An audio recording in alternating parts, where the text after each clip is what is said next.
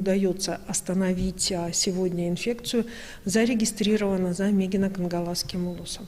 А растяжка самого по себе вируса, в общем-то, произошла в мегино-конголазском улусе по большинству сельских населенных пунктов.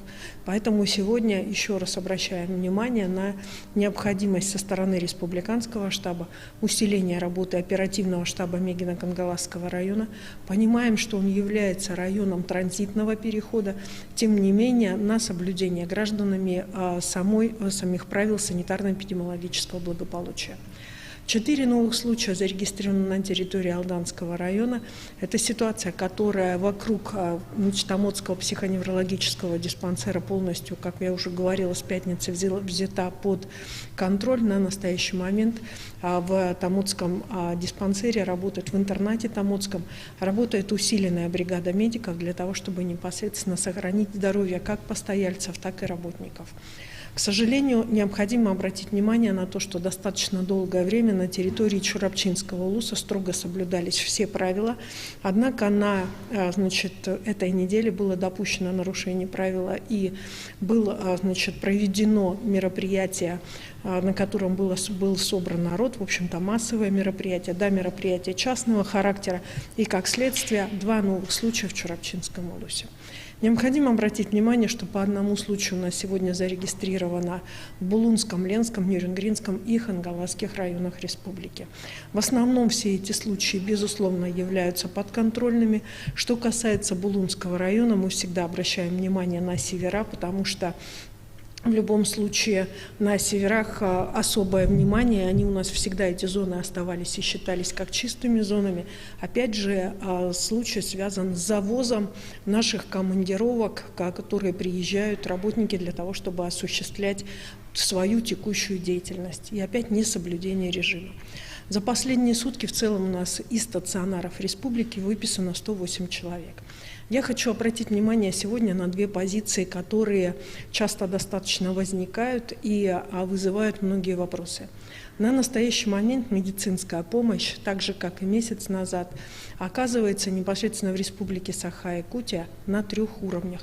На первичном амбулаторном уровне и на уровне инфекционных стационаров. В одном только городе Якутске под инфекционные стационары у нас задействовано 11 корпусов разного рода зданий. И на настоящий момент около 500 человек у нас находится в инфекционных стационарах города Якутска. Необходимо обратить внимание, амбулаторно по правилам и методикам лечатся те, у кого легкая степень заболевания. И они непосредственно должны постоянно находиться на связях с врачом и при необходимости ставить в известность врача или вызывать скорую помощь при ухудшении состояния. Второй уровень – это средняя степень тяжести. Соответственно, здесь мы в основном работаем и лечим в инфекционных стационарах первичного звена.